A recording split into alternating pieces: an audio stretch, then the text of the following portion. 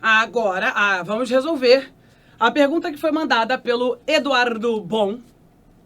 Mas o bom dele não é um bombom normal, tá? Não é de B-O-M, é de B-O-H-N, tá? Então eu nem sei se fala assim, mas eu tô falando, né? Porque vai que. Então, o @EduardoBom1, tá? Mandou a seguinte pergunta pra gente pelo 12H-Nerds.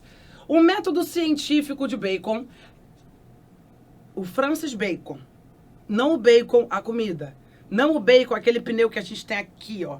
É porque você não vai ver porque tem um troço aqui. Mas nós mulheres, a gente tem um bacon, que fica aqui na parte de trás, é um bacon, mas enfim, não é esse bacon não. O método científico de Bacon buscava uma forma de unificar os métodos de fazer ciência e chegar a verdades absolutas? Aqui, ó, ajeitando minha barba. Então vamos lá.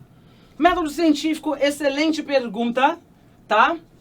Eu preciso apagar isso aqui, que a gente vai mudar de disco.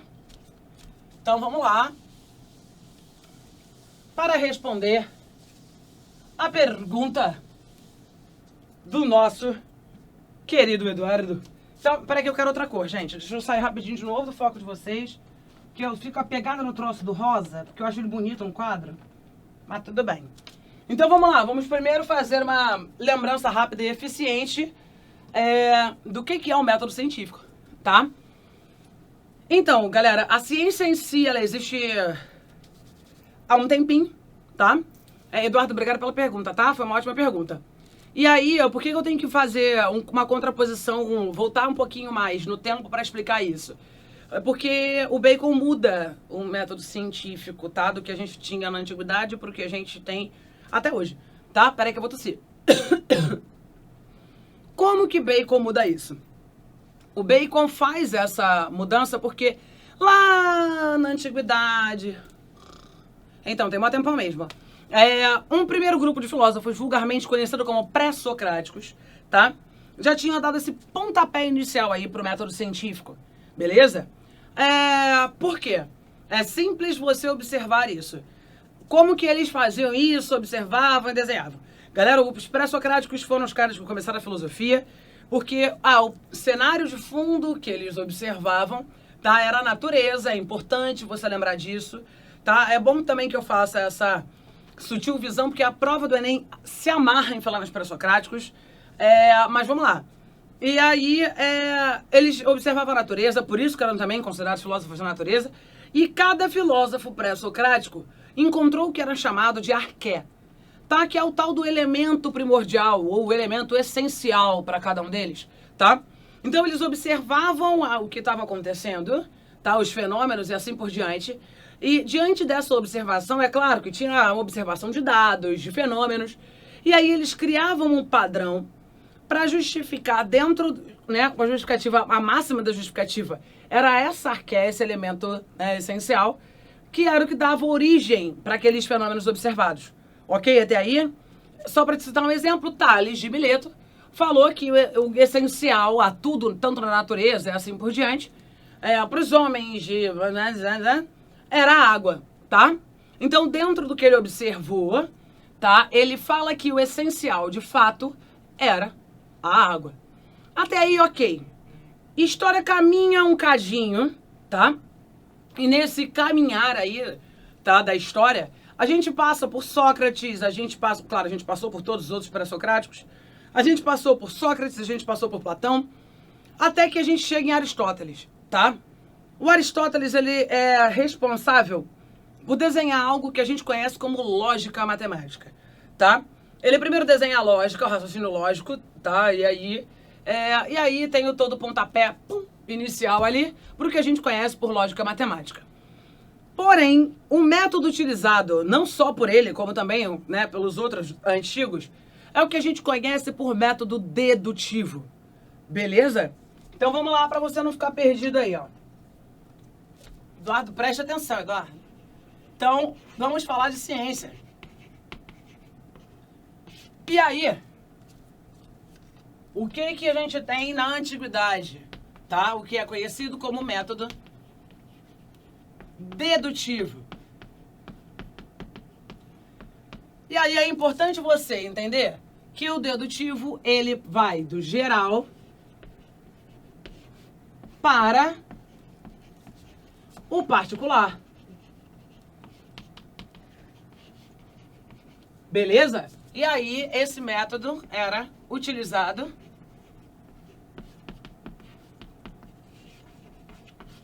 na antiguidade. Até aí, ok, que eu acabei de te contar isso, nenhuma novidade. O que que acontece? História vai, história vem, vida vai, vida vem. Galera, a gente tem aí essa visão toda simpática e tal, né? Que era uma maneira mais particular que a ciência assumiu. E aí você passa, né, por um esgotamento filosófico com Aristóteles, é como a gente costuma falar isso, porque o cara pensou sobre tantas coisas, a gente tem uma decadência ali, política e econômica na Grécia, e algumas batalhas começam, e aí você tem os séculos zero, tá, e aí depois disso você tem sutilmente o período que é conhecido como período medieval. Não vamos entrar nesse mérito, tá? Mas é só pra gente perceber. A gente passa pelo período medieval, simpaticamente. A evolução da filosofia, da ciência e de tantas outras vertentes ficou bem reduzida nesse período. Por quê? Porque você sabe que o período medieval, todas as justificativas eram dadas através da providência divina. Tá bom? Como assim? O que isso quer dizer? Galera, todas as coisas eram feitas por um cara só. E esse cara era Deus. Belezinha? Então, você não podia ter nenhuma teoria ou nenhum pensamento que fosse contrariar a igreja. Tá? Se isso acontecesse, você era duramente perseguido. Tá? E aí você sabe algumas das punições que a igreja fazia para com os seus indivíduos, né? É triste falar disso, mas aconteceu. Você jogar na fogueira... pedras amarradas no seu pé e você ser jogado simpaticamente, né, infelizmente, num rio. E entre outras punições, né, enforcamento, entre outras punições que eram dadas no período da Idade Média. Questionamento que pode ter surgido para alguns aí, mas, Lara, eu estou ciente que existiram filósofos no período medieval, ok. É claro que a missão desses caras era um tanto difícil, porque o objetivo deles era juntar fé e razão. Portanto, filosofia e religião. Por que que é difícil? Porque é simples. Para aqueles aí que estão me assistindo e tem alguma religião, ou você conhece um grupo de pessoas, se eu perguntar para você qual é a maior manifestação de fé que você acha que para você é possível e assim por diante, eu posso perguntar para você, para Beltrano, para fulano, para... Eu tenho certeza que serão respostas distintas, tá? Então, é muito difícil você ter essa união, beleza? Porque a fé, por exemplo, é algo muito pessoal, e entre outras coisas. Mas o que os filósofos, né, do período, que eram padres, tá, galera, eram religiosos, o que esses pensadores, né, da época, eles tentaram fazer? Eles não iam contra as coisas que a igreja defendia, tá? Por isso que eles não foram perseguidos. Muito pelo contrário, o pensamento de muitos deles afirmava o que a igreja queria fazer, tá? Então, dentro dessa perspectiva, por isso que eles não foram perseguidos, mortos e assim por diante, tá? Mas eles tentavam dar uma pitada de razão para algumas coisas que você deveria fazer em relação à igreja ou dentro da igreja, que até então as pessoas só queriam fazer porque tinham que fazer. Não, eu vou fazer por conta disso, daquilo. Como se houvesse uma justificativa, tá? E aí, né, a gente tem esse período, né, dentro da filosofia, que foi um período mais lento, tá? No período medieval, até que a gente faz a transição para o período moderno. O período moderno foi marcado principalmente pela Revolução Científica, que era isso que eu queria chegar. Eu só não queria dar um salto, né, sem fazer o link, talvez, na sua cabecinha.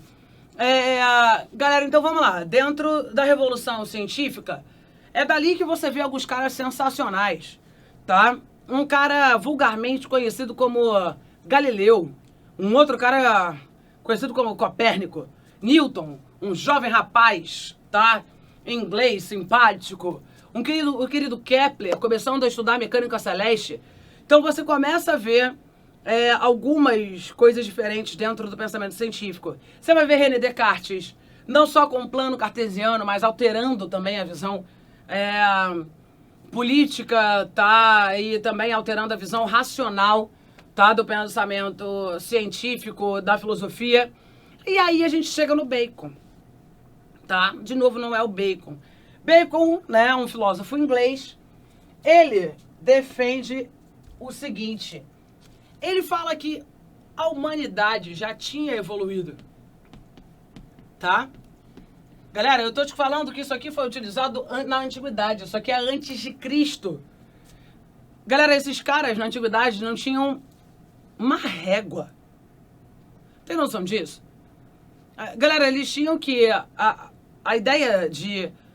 Deixa eu ver como eu vou te falar isso. A ideia de justificar um determinado fenômeno racionalmente era através disso aqui, ó. O que isso significa? Era através de argumentação. Uma argumentação bem embasada, isso é óbvio, tá? Com observação de dados. Uma argumentação crítica, extremamente racional. Só que eu tô te falando, por exemplo, do século IV a.C. E agora a gente está chegando no século XIV, século XV. É óbvio que você está vendo muita coisa evoluindo. Galera, você vai ver aí surgindo nada mais, nada menos do que a pólvora. Você vai falar assim, nossa, a pólvora, meu amor, tudo bem que a gente está aqui no século XXI, você está me assistindo aí, ó, sentado na tua cama, né, tomando um copinho de Nescau, sei lá, porque não tá cedo ainda, você já acabou de almoçar, você tá assim, ó, né? Você tá aí da sua casa, sei lá, da sala da casa da sua avó, sentadinho na sala da tua casa, não sei. Mas olha só que bacana, você tá na sua casa e eu tô aqui, nos complica. Olha que maneiro. É claro que a ciência já evoluiu pra caraca, pra que você tivesse uma aula, sim. Mas eu tô querendo que você entenda que eu tô te falando do século XIV/XV. Tem um tempo atrás, bebê, tá? Então, diante disso, caraca, a pólvora foi uma inovação. Gente, a bússola. Eu sei que pra você, caraca, a bússola, filho. Então, muita coisa, tá? Já tinha surgido ali nesse período do século XIV, XV. E aí o Bacon fala, caraca, mas tanta coisa evoluiu, que não tem a possibilidade, não existe a possibilidade plausível de que a gente continue mantendo o mesmo método que era utilizado na antiguidade. Aí você fala, eita... E aí ele falou assim, a gente tem que mudar de método. E a gente muda. Porque aí, o método utilizado no período, tá? E foi dado pelo Bacon, é esse aqui, ó. É o método indutivo. Galera, o método indutivo faz o caminho inverso, tá? Ele vai do particular para o geral. Aí você fala, não faz sentido nenhum. Faz sim. Tá? Já te explico. Esse é o objetivo. Por que faz todo sentido? Vamos pensar em física? Não sei se vocês conhecem um amigo meu chamado Leonardo Gomes, vulgarmente conhecido como Léo Gomes, o rei da malemolência. Galera, Léo Gomes, né, professor de física, maravilhoso, sensacional. Outro dia eu assisti uma aula dele, caraca, ele tava falando sobre eletricidade. E ele tem toda uma musiquinha... né, pra fazer você lembrar das músicas, né? O bonitinho é quando ele termina a musiquinha que ele fala piu, né? Pra falar que potência, enfim, né? Ele vai falando de eletricidade, blá, blá, blá, um monte de coisa, né? É muito bonitinho, o piu no final. Até aí, ok. Vamos falar de... Galera, é só você pensar. Pensa junto comigo. Quantas fórmulas na física possuem a variável velocidade? Valendo! Mentira. De primeira, você consegue pensar nisso rápido? Gente, na minha cabeça passam várias fórmulas. Tá? Eu sei que você tá falando assim, nossa, mas essa é a professora de... Olha só, não menospreza não. E aí, por que eu tô te falando isso, tá? Por que o Bacon defende esse método aqui? Porque é o que a gente usa até hoje. Senhores, vamos combinar? Quando você faz um problema de física, pelo menos quando eu fazia, eu ia lendo o problema e aqui no cantinho, tipo no cantinho aqui, ó, eu ia colocando as variáveis. Porque falou que tem isso, porque falou que tem aquilo, eu ia colocando, né? Pra não me perder no problema. E aí eu ia anotando, tem V0, ok, né? Tem V0, beleza, colocando aí, tem isso aqui, tem aceleração, mas toda vez que vinha na minha cabeça, por exemplo, de forma rápida, e o problema não tem tempo. Não tem variável o tempo, né? Não tô falando não tem tempo, tipo, valendo, não é isso. Aí você falou, não entendi por que você tá falando isso. Galera, porque no momento que você coloca todas as variáveis de um problema de física aqui, Pelo menos isso aconteceu comigo. Rapidamente no meu HD interno, eu ia procurando aqui, rapidinho, qual fórmula que poderia se encaixar no problema. E aí já fica aí na mente, pelo menos na minha, ficou pra vida, né? Porque, galera, hoje em dia eu dificilmente paro pra fazer um problema de física, mas isso não quer dizer que eu não aprendi, não lembro de nada. Galera, é claro e é prático na minha cabeça, toda vez que eu vejo uma fórmula, um problema de física que não possui a variável tempo, automaticamente eu tento sair por Torricelli. Ou Torricelli, entenda como quiser, tá? Aí você fala, nossa, ué gente, é sério. Não é a equação de Torricelli que não tem tempo, a variável? É essa, não é? Não tá maluca não, né? Então, porque é exatamente isso. Mas vamos combinar? Você consegue agora, de forma rápida, me responder quantos problemas você consegue solucionar só com a equação de Torricelli? And counting. Você não vai conseguir dizer isso rápido. Galera, porque dentro de um determinado problema você pode até começar por outra expressão, por outra fórmula de física e sair por Torricelli. E aí, filho, aí outra parada. O que eu tô querendo te mostrar é que a maneira que o Bacon fez essa alteração de métodos aqui para a ciência, ele trouxe o método indutivo, não foi nenhuma maneira, como foi a pergunta do Eduardo, de, vou tentar chegar a verdades absolutas, tá? Mas foi o objetivo dele foi exatamente enxugar as coisas. Sabe por quê? A gente já tem fórmula pra caraca, filho. Mas eu tô dizendo que a gente tem fórmula com força por aí. Só que você consegue, dentro de determinados fenômenos que são particulares, dentro da física, você consegue um número X de fenômenos, você consegue solucionar pela mesma fórmula. Beleza até aí? Agora, para pensar se a gente continuasse com o mesmo método da antiguidade. Senhores, nós supostamente teríamos uma fórmula específica para cada fenômeno particular. E eu acho que a gente, não sei nem te dizer por quanto a gente teria que multiplicar essa quantidade de fórmulas que a gente tem hoje. Então, o objetivo dele foi simplificar o método científico, vamos assim dizer, e facilitar, tá? Tornar objetivo o método científico, tá? Porque, por exemplo, você tem a fórmula aqui e você consegue solucionar essa quantidade específica aqui de problemas, ok? Então fica muito mais fácil. E é você perceber que você faz isso não só para física, você usa esse método aqui, tá? Que é o método indutivo proposto pelo Francis Bacon em várias coisas. Filhões, tem regra geral de nomenclatura na química. É óbvio que a gente não usa, né? Porque a gente tem mania de gravar. Por exemplo, você tem a regra geral para nomenclatura de alcanos, alcenos e alcinos.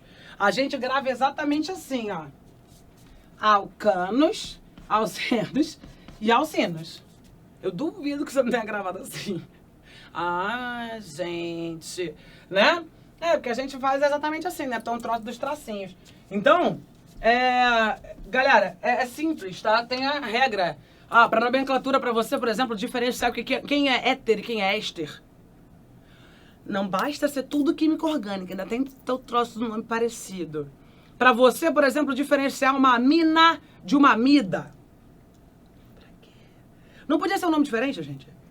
Mas tudo bem, né? Então é só para você perceber, tá? Que o que ele quis fazer, tá? Foi tentar minimizar a quantidade de coisas que poderiam, tá? Surgir.